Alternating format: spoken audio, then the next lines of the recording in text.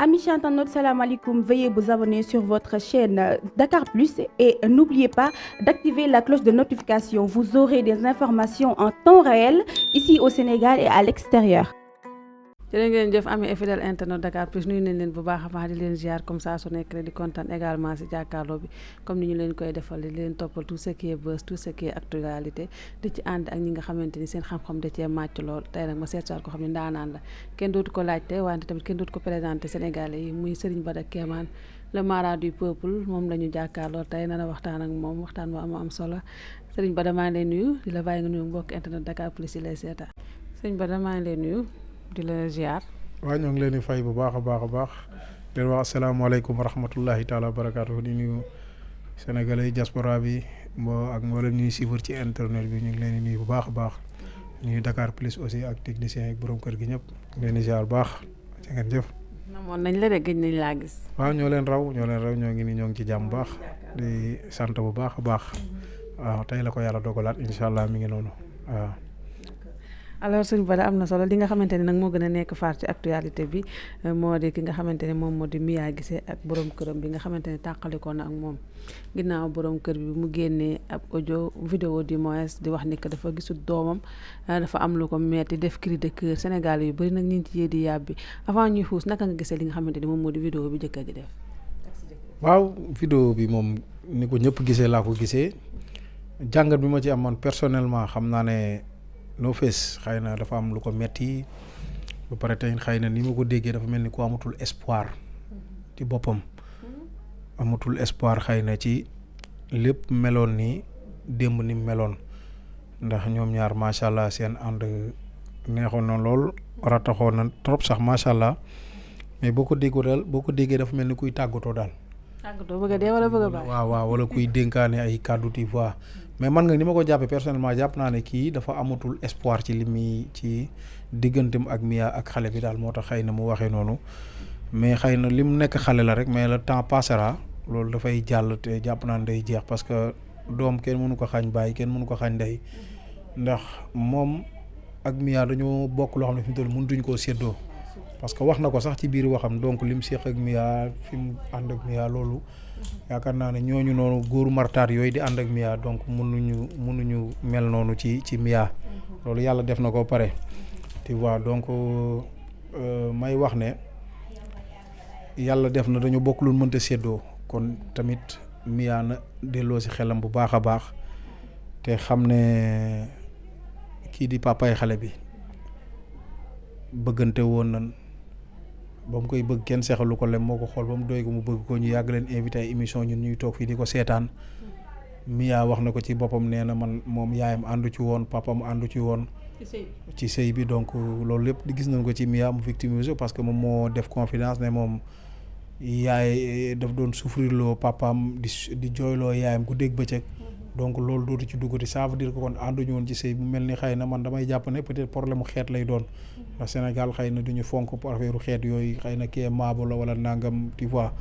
donc man jàpp naan loolu la foofu tey ma ciy waxaat parents yi ne bàyyi leen seen doom yi bu ñu bëggantee ngeen ci teg affaire dëmm yooyu loolu baaxut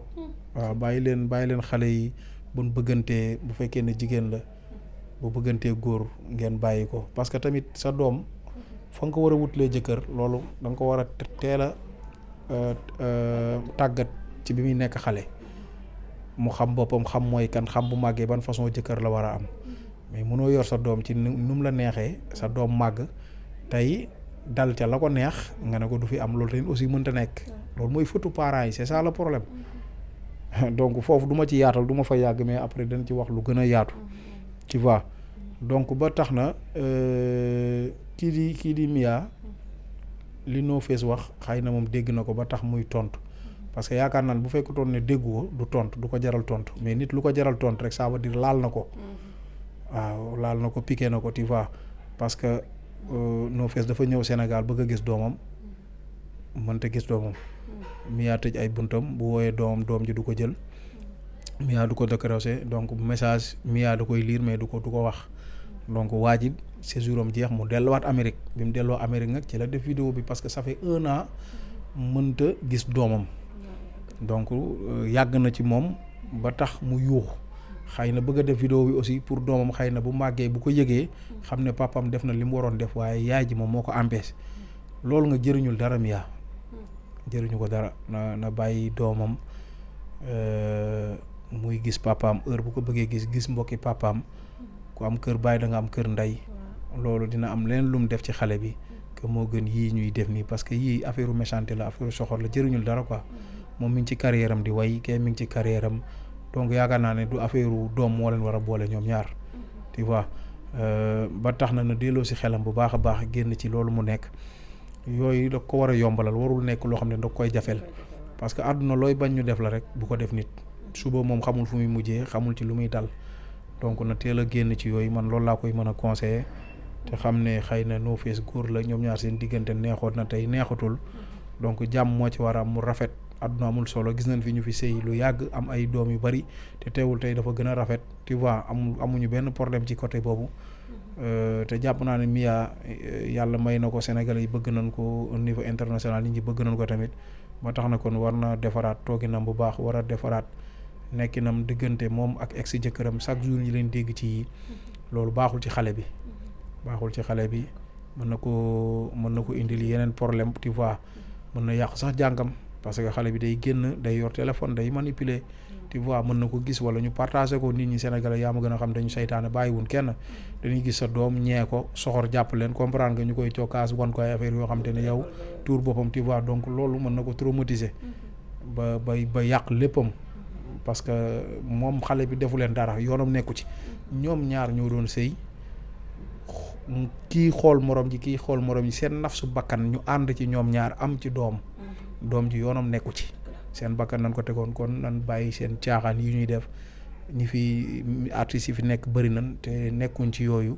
tu vois muy Sénégal ak au niveau international ñëpp tu vois que artistes yi am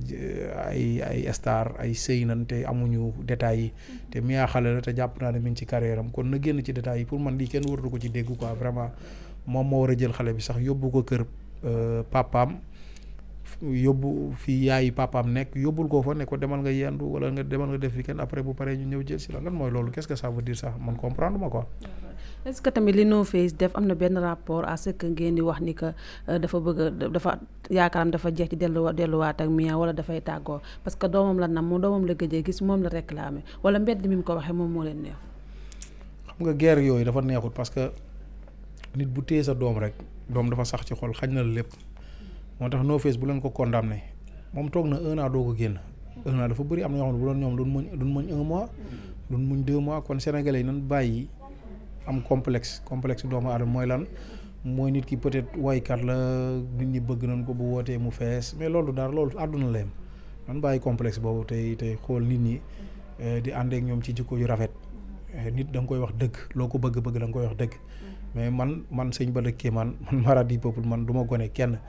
man ku may bëgg ci nii nga may bëgg ku may bàccee nii nga may ban du tee dëgg laa lay wax man je m'en fous parce que joxoo ma lekk joxoo ma naan faale wala fi ngay nekk mën naa bañ a sax teg tànk mën naa bañ a ñëw mën nañ bañ a gisante sax ma ak yow donc on s'en fout tu vois mais dëgg moom du tee dama la koy wax mais man du ma maral kenn taatam nekkuma ci détail yooyu quoi tu vois donc lu mel nii su amoon njëkkoon na amaat fii parce que gis nañ fi xale bi sol fi lu gàtt yaayam defal ko vidéo tu vois papa ji mer ci ba tax papa ji génne ay kàddu ne moom doomam bëggul ñu koy dugal ci showbiz doomam dafa bëgg mu jàng ñu yar ko defal ko bonne éducation kooku am na ci plein droit te moom nee na am na lu mu waxtaan ak Mia te ba muy waxtaan ak Mia dafa jël téléphone am enregistré Mia enregistré wax na ko démb nee na Mia du mës a génne loolu kon ça veut dire ñoom ñaar nekk nañ ci barab waxante waxi gor kon jàpp naa ne loolu dañ ko war a sàmm ñoom ñaar ba tax na xale Mia foog mu prêter foofu attention def ci tuuti dawal xelam jigéen la jigéen fi mu toll il faut nga am kilifa boo bëggee dem boo amul kilifa rek loo bëri bagage pour nga yàqule day yomb à l'avenir parce que nit ñi bëgguñu kenn seen bopp rek mën bëgg tey Youssou Ndour wala ci ponkal yi doo gis kenn ku jël doomam bu jigéen di ko def noonu donc pourquoi moom ay Beyoncé Jay-Z ay 50 Cent ñooñu doo gis seen doom ñu leen di def noonu te pourtant ñooñu ay stars ay purs stars nous sont connus partout dans le monde entier ñooñu seen crime bay dem ay milliards de vies milliards. Mia mën na way ba bàyyi way ba moytu di maa ngi koy ñaanal mën na am milliards de vies nga mais on sait jamais waaw tu vois mais Sénégal fii gisaguñ ko tu vois donc kon nu dellu si xelam ba xam ne njaboot la na làq njabootam moom def li muy def moom mën na doon musicien ëllëg njabootam mën na doon jàngalekatu alxuraan mën na ko ci former loolu du dara ça n'a rien à voir nit ki nekkul ne man ci li ma nekk rek laa war a dugal sama doom parce que man li ma nekk xam naa ne araam na baaxul mais damay fexe man sama njaboot ma yàlla jox nga ma canaliser leen ñoom ñu dem ci diina ji tu vois donc kon pour man kooku xale la dafa toll ci jàng na ko yar moo gën mu koy dugal ci yooyu xëy na loolu aussi dana frustrer papa ji mën na koy ni leen parce que papa ji tamit ku ko xam ne woykat la dëgg la mais bi mu nekkee ak Mia la doon muur Mia di ko solal tubay di ko solal lu jot tu vois donc voilà tu vois yooyu la doon solal Mia teewul ñoom ñaar ñi doon ànd mi ngi neex te yàqu ci dara xëy na moom dafa am lu mu xaw a bëgg tuuti ci diine kon Mia na ko jàppale ci loolu te Mia noonu la àndee woon ak moom kon tamit na ko jàppale ci loolu bu mu ko souffrir loolu ci loolu quoi vraiment. voilà alors ñu jàpp ni que No Face ni mu génnee moom moo baaxul waru woon génn ci internet bi di wax dañ ko war na régler à l'amiable ñu waxtaan ci seen biir. waaw mais pour man dama jàpp ne ki ngay régler à l'amiable mooy koo mën a dégg comme moom boo ko wooyee nee na moom dafa bloqué Mia bloqué ko xam nga yooyu ñoom foofu sax waruñu foon àgg parce que yàlla da leen boole déjà loo xam ne mënutuñ koo séddoo ñoom xale bi nan nar a indil problème pour man kenn waru cee mën a bloqué sa morom xuloo warul egg foofu quoi pour man jëkkër ak jabar quoi fii ku ne ñaare am nga fi jëkkër tas wala di divorce bëri na fi trop mais teewul egguñu foofu quoi qu'est-ce que c'est que ça jaru ko ça n'a rien jaru ko da ngeen mën a def ngeen mën def mënu leen def ku ne jaar yoonam mais jarul aussi tamit ku ne di bloqué sa morom ku ne di kii affaire mère yooyu loolu jaru ko pour man bu amee rek loolu ça veut dire faiblesse la quoi waaw. alors tout à l'heure dégg naa sa biir wax nga ne ñiy maral Mia taatam ak yu demee noonu lan nga jàpp ni moom moo waral maral taat boobu nga wax entre guillemets bu dee am na ak kan la. waaw mais ñooñu xam nañ seen bopp parce que yow xam nga góor gu ne léegi moom jàpp naa da nga war a def yëfi góor wax yi nu góor waaw waroo jël ay xuloo jàmm di ko xuloo surtout rawatina xuloo jekk moom mën na xuloo bàyyi ko mu xuloom yow nga liggéey sa liggéey parce que nit li nga séq ak moom rek nga war a def mooy liggéey nga séq ak moom liggéeyal nga wàcc nga pare dem sa yoon diggante famille kenn du ci dugg parce que bu la jëkkër ji merewul doom ji mën na la mere te bu la doom ji mere yaay ji yàgg da lay mere wala mu bàyyi la kon jàpp naa ne bu amee intelligence am tuuti xel rek na xam fi mu ciy taxawee wax ci wax ju rafet moom nag defar mais bu mu yàq wala muy jéem a wane benn kii loolu man rafetlu ma. kon su ma la déggee maral taat bi ngay wax Biggi ngay wax parce que démb Biggi la nekkaloon ci live bi ñuy lijjanti nga xamante ne moo di problème bi ba sax Biggi xolam xaw naa jóg ba muy waxanteeg No Face yoo xamante ne si c'est un peu. kan mooy kooku. Biggi xamoo Biggi influenceur. je te jure xaw ma ko. fi mu toogaloon ci live bi démb. seetaanu ma ko. naka nga jàngate live bi ak Biggi donte ni seetaanoo ko góor la mais moom ñëw na défendre Mia ànd ak moom ci xeex bi bay waxanteeg ex jëkkëram ay baat. ku ma xamul lu ma wax ci moom. koo xam ngay wax ci moom. Biggi Sénégal gi am na ko xamul. ah ñëpp mënuñoo xam ñëpp. yaa ngi daw non ñëpp mënuñoo xam ñëpp déedéet non du loolu ñëpp mënuñoo xam lépp. déedéet.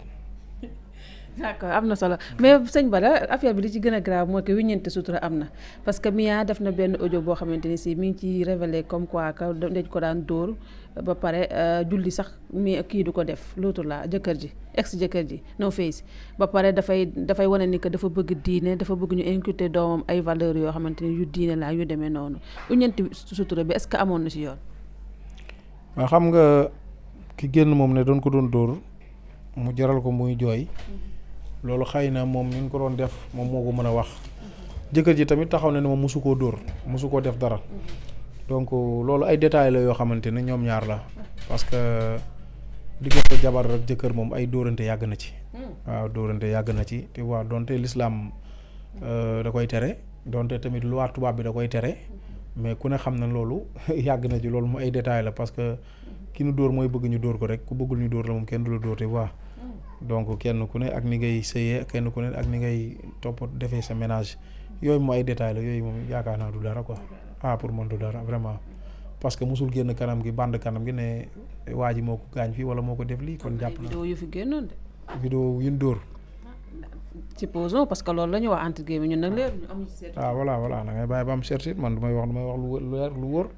mais daal loolu ay détails la moom jëkkër ak jabar dóorante moom loolu du fee. mais dóorante moom kenn cautionné wu ko jëkkër ak jabar dóorante bada loolu noonu c'est pas valable. ah loolu mais c'est pas valable mais loolu loolu day am parce que nit ak nit la rek nit moo mel noonu nit la yàlla bindee noonu tamit ñoom ñoo koy bëgg rek loolu du ci dara. bëgg dóorante bu doon ni ko charia waxee ku dóor sa jabar wala bu tubaab bi maanaam ku dóor sa jabar bu ne woon ku dóor sa jabar mu tas kon sëy yëpp ay tas daanaka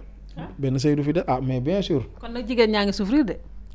waaw mais jigéen ñi ngi souffrir mais góor ñi tamit ñi ngi souffrir parce que ku fi souffrir tamit yaa fi souffrir la sa bopp. belle vie bii ñu nekk nii fii man kenn du ma teg stress. oui non mais kenn du ma teg stress damay dund li may dund parce que man stress ki la koy teg mooy ki ngay jël teg ko sa kanam. kooku lay teg stress muy góor muy jigéen man conseil ma ko kenn. Non. alors sëñ Bada ci beneen point bi nga xamante ne dinañu ko waxtaane muy mandat d'arrêt international bi nga xamante ni mu ngi doon dal ci kooku di Amadou Sall doomu Macky Sall suñu ex président ñu ci tudd ci dossier bi ñu bëri ba ci ki nga xamante ni moom moo di Wally Seck naka nga jàngatee loolu noonu. waaw xam nga dossier boobu maa ngi déggaat ñu ciy wax muy Amadou Sall mandat d'arrêt bi international bi am na te moom nga wax dëgg yàlla daa waroon a am jom nga am fulla ñëw wuy si nga def ni Karim Wade parce que Karim Wade gis nañ ne bi mu fi quitté ci pouvoir bi fi papaam quitté ci pouvoir bi teewul dafa nekk Qatar mais dañ ko daan convoqué mu jël jet privé am ñëw wuy si bu wuy see ba pare jëlaat jet privé am delluwaat loolu gis nañ ko fi ay yoon yoo xam te ne convoqué nañ ko mu dellu te boobu xamoon na ne moom gars yi ay pexe ay seeni pexe mooy ñu jàpp ko denc ko ci kaso bi mais dafa wane jëfinu ngóora ba tax mu passé moment boobu. kon jàpp naa ne Amadou Sall comme sénégalais la citoyen la buñ ko convoqué war na mën a ñëw bu fekkee yoon am na lu mu koy toppee ñu toppee ko loolu ba mu seet te it li ñu koy toppee tamit xëy na loxo mën na ci bañ a génn ndax ku xam Amadou Sall xam ne nag daan na pasare xaalisu réew moom wax dëgg yàlla moom doon na pasare xaalisu réew bu metti non mais c'est vrai man du ma cautionné kenn koo xam te ne yaa ngi doon yàq xaalisu réew parce que tey jii la ngay yàq tey xajoon na ci ñun ñoo doon souffrir yow ngay bànneexu te bànneex boobu yëpp yow sa bakkan nga ko tegoon tu vois donc pour man loolu c'est pas normal ñi ngi ciy tudd nag Wally Ballago Seck Mariasine Maysa Bigué Mar moom du ministre musu koo doon du député musu koo doon du maire musu koo doon du DG tamit musu koo doon kon xaalis bi ñu koy tuddee dañ ko cay yab dong parce que moom géwél la day wayaan buñ ko mayee lu daa war a jël te da koy lekk te day rees waaw ndax buñ ko waree tëj moom boo moytul moom dinañ yóbbaale ñu bari ndax Met Shop dana dem. Met Shop yàgg naa dugg ci oto yi yàgg naa dawal ci oto yi. Waaw. dafa lekk ci xaaj wala day solidarité. Njoogu foo koy bàyyi de non ñooñ faaw ñu dem. waaw. ak Njoogu aussi. Njoogu Amady Badiane.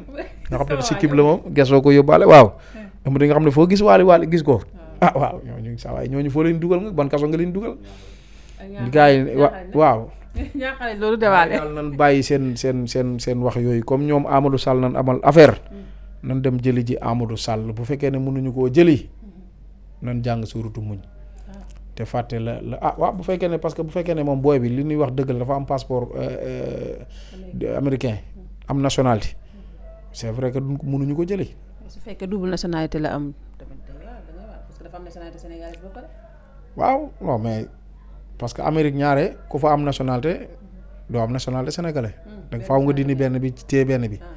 donc loolu xëy na ñoom état bi dina ko gëstu ba mu leer bu fekkee ne moom benn nationalité la loolu moom dina ci xam dara mais lu wér moom ñoom ñi doon def loolu duñ ay seer donc waajal nañ seen bopp ba tax na ñii dañoo toog rek ñoom ñu daw parce que xam nañ seen bopp problème man kay li may jooy mooy ñi deful dara ci kaso bi ñu téye leen fa ku mel ni Lat nga xamante ne jot nañ leen ci ak tamit dossier bi am nañu ci jot a jàpp. waaw ku mel ni Lat Diop am nañu ci jot a jàpp waaw ku mel ni Ndeye Seynabou ak Abdou Karim ñoom nan jot a jàpp parce que ñoom la Amadou Sall daan liggéeyloo ñoom la doon liggéeyloo kon ñoom ñaar ñu ngi ci kaso bi ñu téyeegum leen may wax foofu di lancer wàlle message juste ci Sénégal tamit dañoo bëgg tëj bëgg nañ mandat dépôt te loolu du solution nan xool solution ñu def ko parce que nit ñi tamit ay jaamu yàlla nan te nit dafa am droit am ba tax na léeg-léeg dëgg la gars yi dañuy tooñ mais dañ leen di tooññar bi tu vois day ëpp quoi vraiment te ñoom boo xoolee ñoom dafa mel ni yëguñu ko te boo liggéey yàlla dina leen laaj te yàlla moo dàq mandat dépôt il faut ñu bàyyi xel ci loolu lu dul jeex amut yàlla mi leen dooleel jël doole yu bari jël jox leen ko ñoom ñu leen téye leen yàlla moom mi ngi fi ba léegi. xañal leen ko ay weer ci ginnaaw tey mu jël doole ji yëpp jox la ko ngay mën di ay nit tey yàlla defal la teraanga joo xam ne ay nit dañuy taxaw sa kanam nga taxaw àtte leen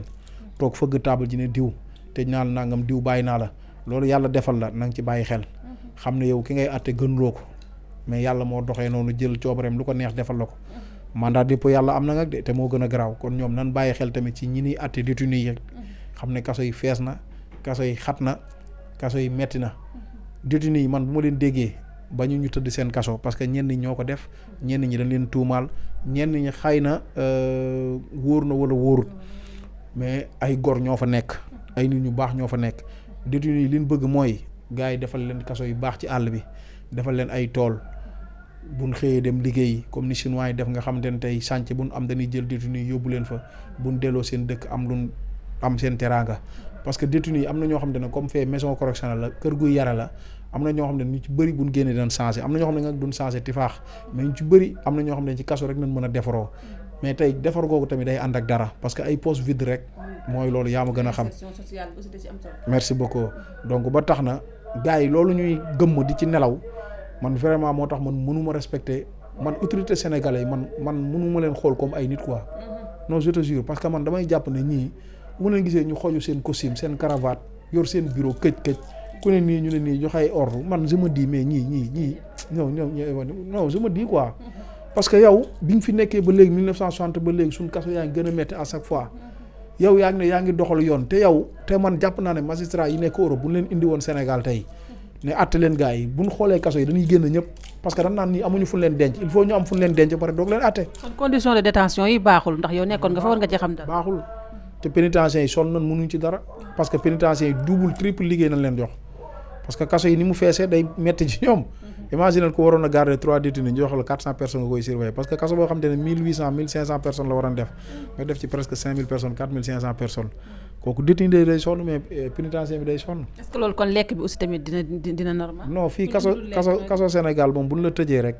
kenn fa tëj moom yow yaay dépenser yaay def sa lekk def sa lii bu dee lu baax bu dee ñi amul moyen nga moom ñu dund ca dund kaso ba rek yaa ma gën a xam dund kaso moom baaxul déggul ma dara baaxu ci te loolu ñuy def ñoom ñëpp dinañ ci lekk suñu borom mboolem ku jiite ak kuy àtte ak kuy tëj ak tuji rek loolu yàlla dina la ko laaj kon nan bàyyi xel ci bu baax te dund gi yàggul quoi dund gi yàggul ñoom ñii ay doomu aadama nan ay jaamu yàlla nan te yàlla moo doxalee noonu nan def ay tool def ay sociétés yoo xamante ne tey prisonniers yi kuñ fa tëj parce que da ngay gis booy bu sàcc téléphone 2 ans ñu tëj ko 2 ans ci bu ndaw 3 ans te xale la ay 20 ans 19 ans lay am kooku boo ko jàngalul métier formé woo ko ci dara bu génnee amul dara loo xamante ne tey kër gi jàngal na ko bu génnee day gën a pire parce que ban association de malfaiteurs yëpp ci kaso bi lay juddoo parce que dañuy toog waxtaan gën a xamante tu vois yi moyen bi mu amutoon kii da koy am kii da koy am tu vois kon dafa jàpp ne ñun kaso yi fii boo xoolee maison correction mais maison la boo xamante ne ni tey dañuy yàq nit ñi parce que nit boo ko yaree ba mu yaru lu ciy topp yare di ko kon boo ko yaree ba mu yaru rek bàyyi ko mu dem nga libéré ko noo ko mën a jàppalee mais ñun Sénégal war nañu avancer war nañu dépasser foofu moo gën chaque jour ñuy wax diw sàcc na milliard diw leb na milliard yoo xam te ne c'est vraiment honte Sénégal amul sax kaso yu baax ñun yéen njiit nañ yor xanaa xamoon ne man su ma amoon ndigal ci réew mi bii wallahi wa taala ñëpp njiit yëpp laay génne teg leen ci tali bi non mais c'est vrai ñu def la ñi est-ce que ay nit nañ non dafa naqari sax billaay wallahi taala te nga ñoom buñ ci jugul nii bés mën na ñëw nii da ngay waaru de loolu mën na taal réew mi de waaw bés bu yaakaar nga ko moo leen dimbale nii rek non mais c'est vrai parce que foofu gars yi dañ fay nekk mais léeg-léeg dañuy xaw a siisu quoi tu vois loolu waaw loolu day. est-ce que jàppoon ni tey génn leen yóbbu leen sax Casamance ci àll ba surveiller leen ñu liggéey bu ku fa génn am loo jàpp gënul woon sax mais bien sûr àll yi bëri na fi àll yaa ngi nii kay ñu ngi soxla mais pénitencier yi rek ak détenus yi rek tey bu ñu leen defaloon loolu kay ñoom mën nañoo yor économie réew mi lu bari parce que bu faaw ñu yokk ay pénitencier ñaata booy chômeur ñoo fi nekk 30 000 policiers yi ñu wàññi anañu bu leen jëloon tey def leen ñoom ñëpp pénitencier yóbbu leen ci àll bi ñu garder détenus yi dafa leen ay tool yu baax mais loolu Sénégal day avancer mais amuñu bopp ils sont pas la science. dégg nga waaw ils sont pas la science loolu de kat xamul mooy lan mais c'est vrai ma leen gis ak seen bureau yi gis leen ñu toog nii man damay jaaxle quoi je me dis mais ñii lu ñu jàng man je me dis ñii lu ñu jàng quoi qu'est-ce qui se passe avec les africains baaxul yàlla ma ci yàlla baal billaay walaay taala on est rien. wax loolu je te jure africain n'est rien billaay walaay taala africain n'est rien coolee fi nekk nii rek. dara dafa mel ni nga dund ci kase bi moom metti ba tax ngay waxee nii. waaw non mais bien sûr damay wax ni te ñoom xam nañ ko parce que ñoom ñoo la gën a xam mais c'est des lâches lâche rek mooy dundee noonu quoi mooy loo xamante ni du jéem dara def dara mënuñoo defar dara lijjantiwuñ dara donc kaso yi sax mënuñu ko defar mënoon nañ bàyyi suñu waar suñu biir rek parce que kaso yi fekk mi ngi metti Sénégal réew mi du avancé ah kenn mënu ko yor kenn mënu ko avancé loolu. wàll yi sax mën nañ fa nekk doo xam. ah mais bien sûr. c'est grave. ñu terminer rek ci Wally Ballago Seck est-ce que jàppoo ne à l'avenir bu dossier bi avancé mënul am problème. Maar non maar mënul am problème maar géwél la day wayaan rek. maar géwél la day wayaan rek. wayaan naa wayaan ban may ko. nan ko bàyyi mu dem. d'accord alors Adji Sarr ñu ngi dégg ay affaire am que day dafa bëgg a baaloo yu demee noonu est-ce que jàpp nga ni c'est le moment wala. waaw mais Adji Sarr xam nga bu ne pour mu ñëw baalu Adji Sarr même su ko doon def sax jàpp naa ne bu amee ay conseils baax du ko def parce que fi mu toll fii réew mi nekk réew mi jàmm la soxla ndax ñëpp xam nañ gis nañ li fi xewoon diggante Adji Sarr ak Ousmane Sonko mu taal réew mi ay moor am ci. tey ay naafeq sax di taxaw naan Adji Sarr moo rey nit ñi te xeex moom yaakaar naa bu amee kenn nit mënu ko def ñaar nit ñoo ko def ki rey nit ñi xam nañ ko muy Ousmane Sonko waa Pastef yi ñoom ñoo rey nit ñi ñoo ko sooxe wax lu garaaw nu ñu rey ni waaw mais ñoom ñoo sooxe xam nga tamit dëgg yàllaa ko moom ñoom ñoo ko sooxe parce que moom moo taxaw ne nit ñi góor day dëgër ku jur sa yaay deewaat te jàpp naa ne fii ñun ñëpp ay magum jëmm nan tey amul ci kenn ci ñun koo xam ne mën ngaa dee tey sa yaay juraat parce que ñun ñëpp suñu yaay yi ménopause nan kon donc bi muy wax loolu ànd la conscience am tu vois beneen bi ci tegee mooy que ne moom moo ne woon Ziguinchor war a nekk ñun ko ñëpp fekk Dakar jeunes yëpp génn tu vois ñu rassemblé wu dem fekk Macky Sall Pelé délogé ko def ko ni Samuel de génne ko kon moom moo sooxe xeex boobu te bi muy sooxe fitna boobu xalifa Touba bi wax na sëñ Mountakha Mbacké nee na ko du nii sëñ Maye Niass Tivaouane kilifa yëpp dajaloon ne ko du nii comme Sénégal réew la boo xam ne ay carte ñooy fal ñooy folli te nee nga réew mi bëgg na te am nga majorité te am nga doole am nga pouvoir kon donc bàyyil ba élection yi jot kay dem ci urne yi votel la nga toog te heure boobu bu déggoon ndigal loolu tey il serait le président de la République mais tey ay bi mu fi indi te bul fàtte ne sëñ Abdoulaye da ko waxoon dana Sénégal ku fi indi ay balaa dal kenn du la mooy billaay wallaay taalaay Ousmane Sonko moo yaaxal boppam de bu fekkoon dafa dégg ndigal correct yem ci li mu war a yem taalul xeexluwul kon heure bi il sera le président de la République. Mais il est le premier ministre. waaw il est le premier ministre mais malheureusement il ne sera jamais le président de la République. jamais nga wax de jamais. jamais. cela veut dire que du ko nekk mukk. du ko mës a nekk. te nguur gi jeexal na pare te bu wàccee Ousmane Sonko ci kaso bi la jëm moo tax Ousmane Sonko du firi parce que xam na boppam. mais ay révélation nga wax de li ngay wax ni fan nga ko teg. man la Ousmane Sonko xam na boppam bu nguur gi daanu moom Ousmane Sonko ci kaso bi la jëm. waaw yéenewu ma ko kenn nag yéenewu ma ko kaso tamit. lu tax loolu lan la def dafa lekk xaalis bi wala ni muy doxalee moo baax wala lan la. ñi nu rey moom loxoom génnu ci moom la. ah 80 morts yi. Pastef la loolu ñuy jiiñ gars yi naan ngi nangam mais moom la diggante ak Adji Sarr tamit na ko leeral. li mu doon wax Amadou Ba da ngay sàcc da ngay fab man la tegal kay na ko leeral tamit loolu kay bu dee dëgg la na toog leeral loolu. wasalaam dama xaw a sonn nga voilà merci. bala dina ma rey nee na wasalaam dama xaw a sonn mais ba xam naa di nga wax ci rey bu metti bi ci dëkk bi metti na xale yaa ngi reyante. asalem da nga xaw a sonn mais waxal ci loolu. waaw asalem benn boy moo fa rey benn camarade dem. ni ngi reyante rek. dégg naa ko wallaay kéemaan la kay yéeme na lool na ko yàlla yërëm xare ko àjjana. dafa sonn mbokk internet di kon gis ngeen ko ba day ceeñ ci nu ko neex lay dikkee nee na dafa sonn nañ ko bàyyi d'accord loolu dëgg la di gërëm ko bu baax a baax ci li nga xamante moo di disponibilité bi waxtaan bi aussi neex na am na solo di gërëm mbokk internet yi di gërëm également Ibrahima nekkoon ci caméra bi Fara Sow mu Serigne Sall moo leen nekk leen ci micro bi dig daje ak beneen invité. Amis internautes, salam alaikum. Veuillez vous abonner sur votre chaîne Dakar Plus et n'oubliez pas d'activer la cloche de notification. Vous aurez des informations en temps réel ici au Sénégal et à l'extérieur.